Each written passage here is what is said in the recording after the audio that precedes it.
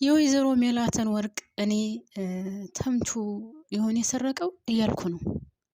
ምክንያቱም ተምቹ እኔ ምንም አላማረኝም። ቤተሰብ ከዚህ በፊትም ታስታውሱ ከሆነ እርግብ ሰርቃው ነበር አይደል? ያን ወርቅ በዛ ወርቅ ላይ በጣም ይቆጭ ነበር። ምነው በሰረቅኩት ኑሮ፣ ምነው ወደ ራሴ ባስገባሁት ኑሮ፣ ምነው የራሴ ባደረግኩት ኑሮ እያለ ነበር። እና እኔ ቤተሰብ ያው ሁሉንም ነገር ወደፊት የምናየው ይሆናል።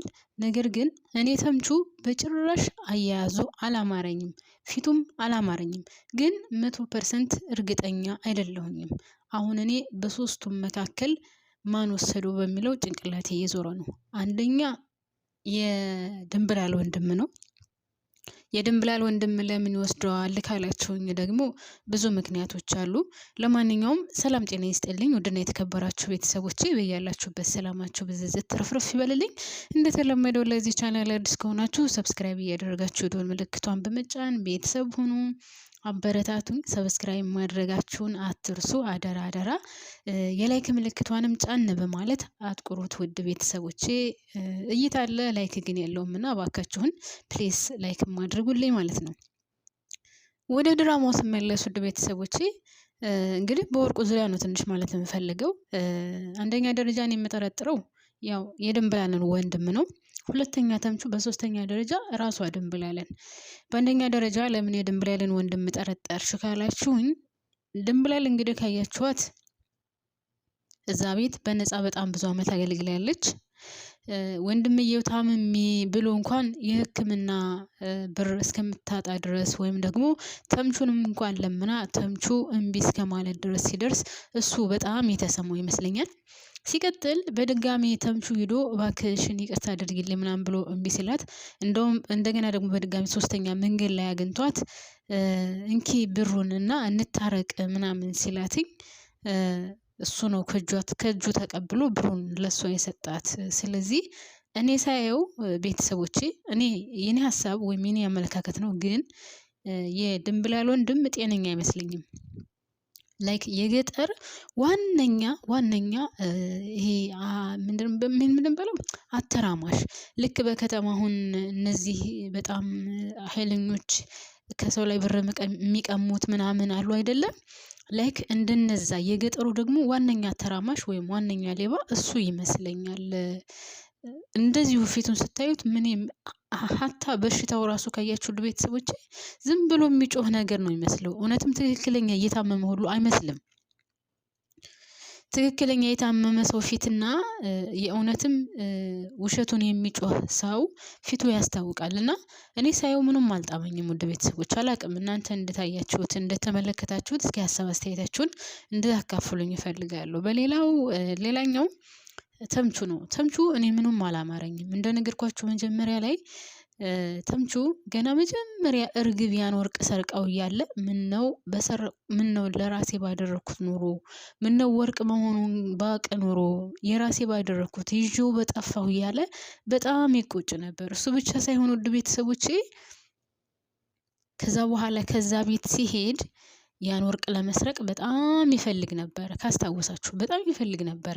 ነገር ግን ደግሞ ወርቁን ለማግኘት አልቻለም። እና ምናልባት አሁን ይህንን ነገር ተጠቅሞ ሰርቆትስ ቢሆን ብቻ ልንገራችሁ ነው ቤተሰቦች። ያ ተምቹ ነው፣ ያ የድንብላል ወንድም ነው፣ ወይም ደግሞ ራሷ ድንብላል ናት። ግን ድንብላልን ያን ያክል ብዙ አልጠረጥራትም እኔ። ነገር ግን ወንድምየው ምናልባት አበረታትቷት ይህን ያክል አመት በነፃ ሰርተሽ እንደዚህ ነው ብሎ ውስጧን ሞልቷት ከሆነ እሺ ብላ ትሰርቃለች። ያልበለዚያ ግን አንደኛ የምጠረጥረው ያው የድንብላልን ወንድም ነው ማለት ነው ውድ ቤተሰቦቼ። እናንተስ ምን ትላላችሁ? ምን ታስባላችሁ? ሌላው የሀናና የአሴር ጋብቻ እኔ የሚቀጥል አይመስለኝም። መጀመሪያውኑ ሲጀመር ከሀና ከማግባቷ በፊት ማለት አቶ ኖላዊ ከማግባቱ በፊት ሀና ነበረች ማግባት የነበረባት። እስከዛሬ ድረስ ከቆየ የሀናና የአሴር ጋብቻ የሚቀጥል አይመስለኝም። ምናልባት ደግሞ አሴር ያው ተምቹም እየገፋፋው ስለሆነ እንደምታውቁት ምናልባትም አሴር ደግሞ ያው በስራ ቦታው ወይም መንገድ ላይ ምናምን ወይም ያቺ ጎዳና ላይ ትቷት የነበረችዋን ሴት ሊተዋወቅና ከሌላ ሴት ጋር ሊሆን ይችላል ማለት ነው። ያው ድራማው ገና ወደፊት የሚቀጥል ስለሆነ አሁን አሴርና ሀና ይጋባሉ ብላችሁ ውድ ቤተሰቦቼ አጠብቁ። በፍጹም አሁን አይጋቡም። መጨረሻ ላይ ወይም ወደ መጨረሻ አካባቢ ምናልባት ሊጋቡ ይችላሉ። አሁን ግን እርግጠኛውን የምነግራችሁ አሴር ሌላ ጓደኛ ይይዛል። ሀና ከስር ከስር እየተከተለች ትቀራለች ማለት ነው እንጂ አሁን በጭራሽ ይሄ ነገር ሊሆን አይችልም። ሌላ ውድ ቤተሰቦቼ አሁንም በድጋሚ የማነሳው የዩኤልን እና የወይዘሮ ሜላትን ነው። ዩኤል በጭራሽ ልነግራችሁ የምፈልገው ነገር ቢኖር ያለምንም ምክንያት ወይዘሮ ሜላትን እንደዚህ አጥብቆ አይፈልጋትም። ልንገራችሁ፣ ምናልባትም ከዛ ድርጅት የእሷ ጭንቅላት በጣም ወሳኝ ቢሆንም ወይም የስራ ልምዷ ለሱ በጣም አስፈላጊ ቢሆንም እኔ ግን የምጠረጥረው ነው ታውቃላችሁ፣ የሆነ እሷ ሳታውቀው የሆነ ፌክ ነገር ሊያሰራት ፈልጎ ነው ብዬ ነው የምፈራላት። ከዛ ድርጅት አሁን ከደሞዟ በላይ ኮሚሽን እሰጥሻለሁ፣ የፈለግሽውን ደሞዝ ከፍልሻለሁ እያላት ነው ውድ ቤተሰቦቼ።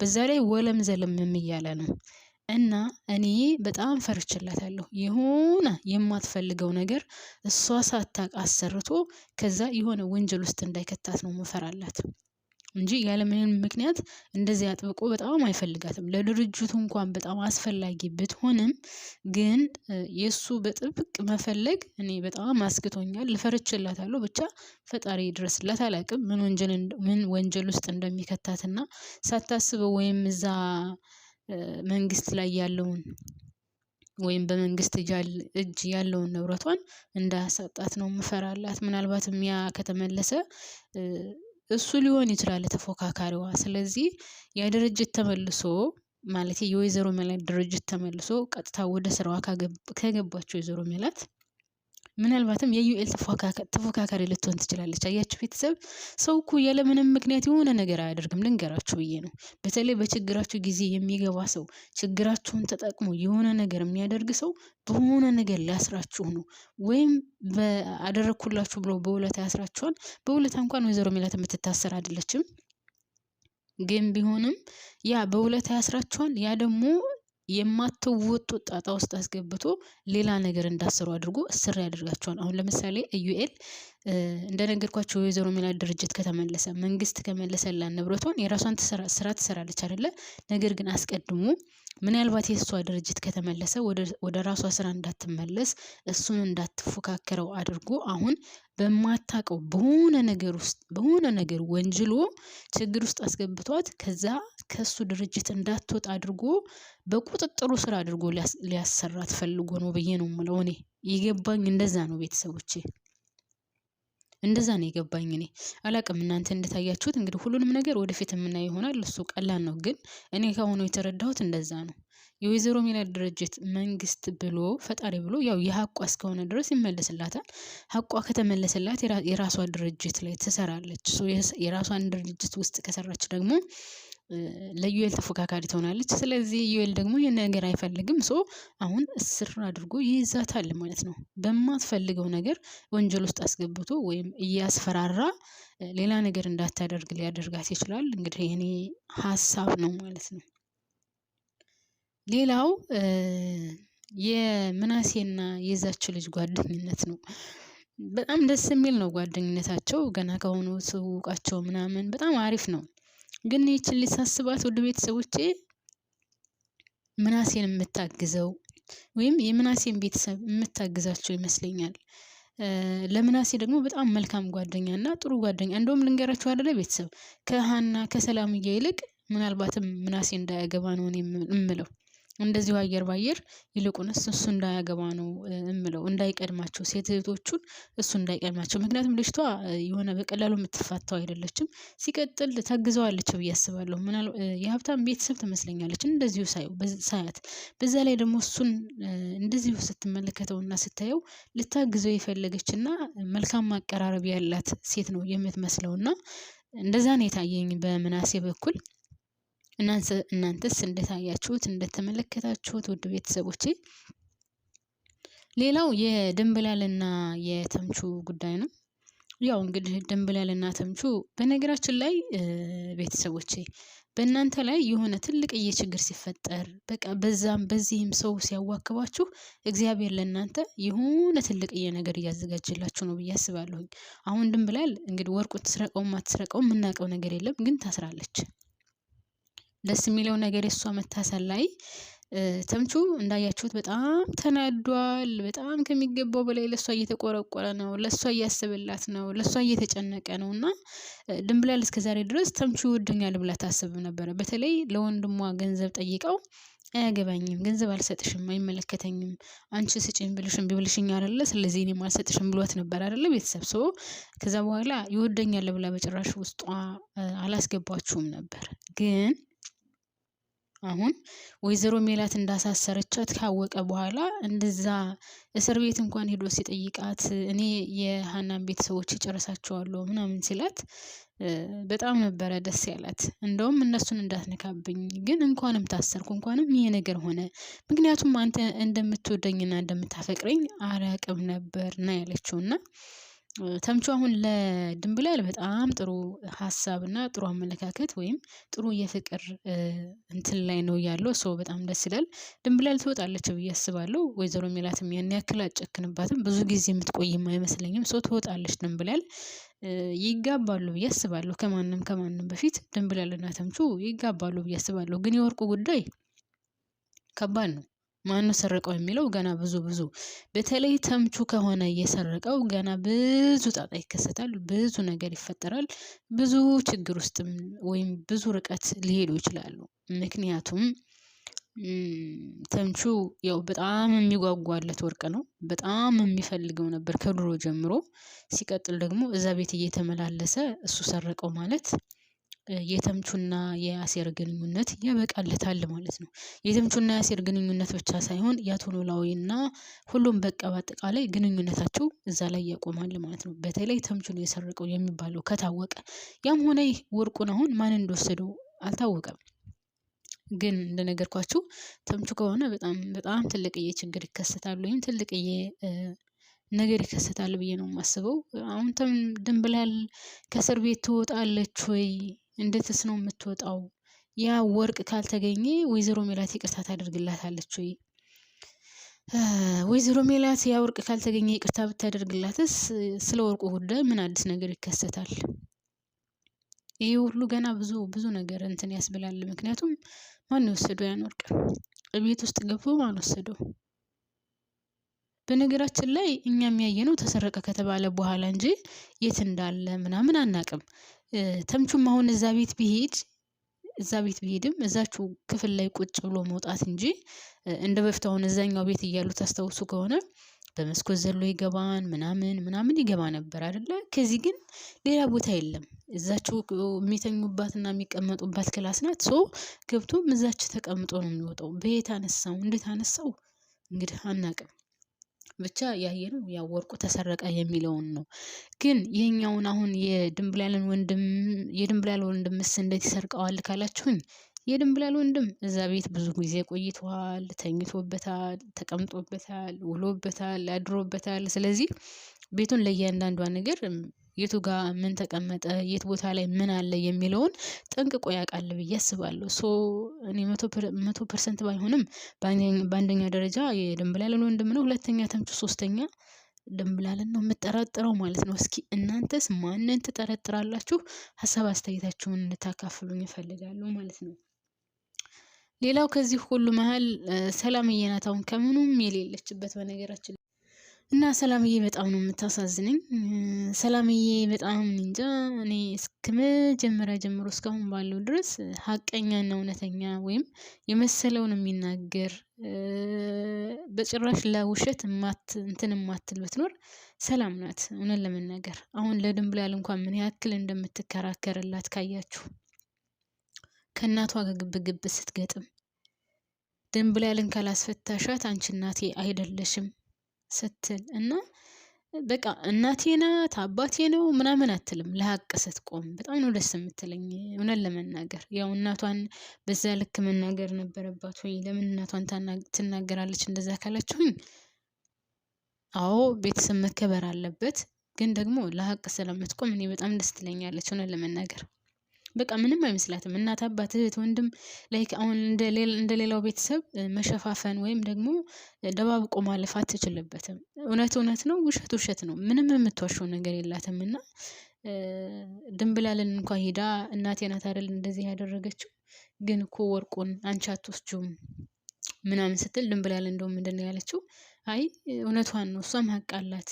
እኔም እዛ ቤት ባዳይቱ እኔ ነኝ ያለው። ስለዚህ ከኔ ውጭ ማንን ትጠረጥራለች? መቼም እናንተን ልጆቿን አትጠረጥርም ነው ያለችው። ግን እንዴት ልጆቿን ላጠረጥር ቻለች? እንደው ያው ሀናም ሀና ናት፣ ሰላምም ሰላም ናት። ምናሴም ምናሴ ነው፣ አይወስዱም ብላ ነው እንጂ ልጆቿንም ግን መጠየቅ ነበረባት ባይ ነኝ እኔ በበኩሌ። ውድ ቤተሰቦቼ አይታችኋል ወይ? እዚህ አስቀምጬ ነበር ያነሳ ሰው አለ እንደ ምናምን ብላ ልጆቿንም መጠየቅ ነበረባት። ነገር ግን ቀጥታ ያደረገችው ያው ድንብላልን ማሳሰር ነው።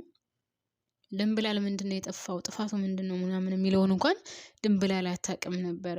ድንብላል እና ሰዓት ሰረቻት ማለት ነው። ወደ ወይዘሮ ነው የሚባለው ወደ አቶ ኖላዊ ስንመለስ ደግሞ አቶ ኖላዊ አሁን ያለበት ህይወት በጣም ደስ የሚል ነው። ግን የሚሰራበትን ድርጅት ውድ ቤተሰቦቼ እስካሁን ድረስ ውስጡ ምን እንደሚሰራ የሚያውቀው ነገር የለም። አቶ ኖላዊ የሚሰራበት ድርጅት ውስጥ ወይም ዘበኛ ሆኖ ከሚሰራበት መስሪያ ቤት እኔ ይመስለኛል ውስጡ የሆነ ተንኮል የሚሰራበት። ምናልባት ውድ ቤተሰቦቼ ወይዘሮ ሜላት የምትሰራ ይሄ የዩኤል ድርጅት ይሁን እንዴ?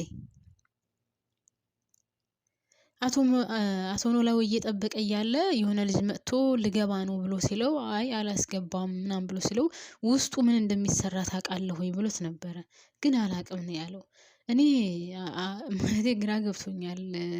እዛ ድርጅት ውስጥ ምን እየተሰራ ይሆን? ምን አይነት ወንጀል እየተካሄደ ነው? ሀታ ቤት መጥቶ ራሱ ለፋኖስ ሁሉ ሲነግራት እና ታዲያ ምን ውስጡ ምን እንደሚሰራ አታውቅም እንዴ? እንዴት አታውቅም? የምትሰራበትን ድርጅት ውስጡ ምን እየተከናወነ እንደሆነ ለምን አታውቅም እያለች ሁሉ ስትጠይቀው ነበር። እና አቶ ኖላዊ እውነት ለመናገር የሚያውቀው ነገር የለም። ያው የሀቅ ሰውና እውነተኛ ሰው ነው። ስራውን እየሰራ ነው። ግን ውስጡ ምን እንዳለ የሚያውቀው ነገር የለም። ደስ ሲቀጥል ደግሞ እነሱ ደስ ሲላቸው በጊዜ ሄዱልታል። እነሱ ደስ ሲላቸው ደግሞ አምሽተህ ሄዱልታል። እና እርግጠኛ አሁን የምናገረው እዛ ድርጅት የሆነ የሚከናወን ነገር አለ ብዬ አስባለሁ። የሚከናወነው ነገርም ትክክለኛ ያልሆነ ነገር ነው ብዬ ነው የማስበው እኔ በበኩሌ። ለማንኛውም ወደፊት የምናየው ይሆናል። ወደ ቡትሌ ስንመጣ ደግሞ ማለት ነው የሆነ ቡትል የሚያደርገው እንደው ከላይ የሚያናግረው አቶ ኖላዊንም አሴርንም ተምቹንም ዝም ብሎ በቃ እንደው ይቧርቃላ።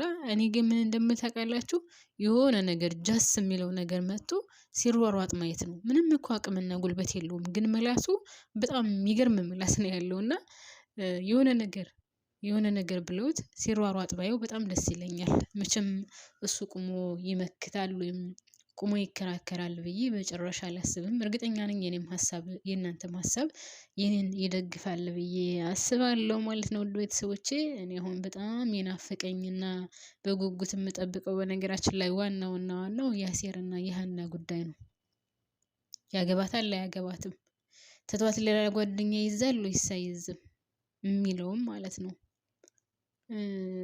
እንደኔ እንደመጣልኝ ከሆነ ወይም እንዳየሁት ከሆነ አሴር በጣም እየተቀየረ ነው።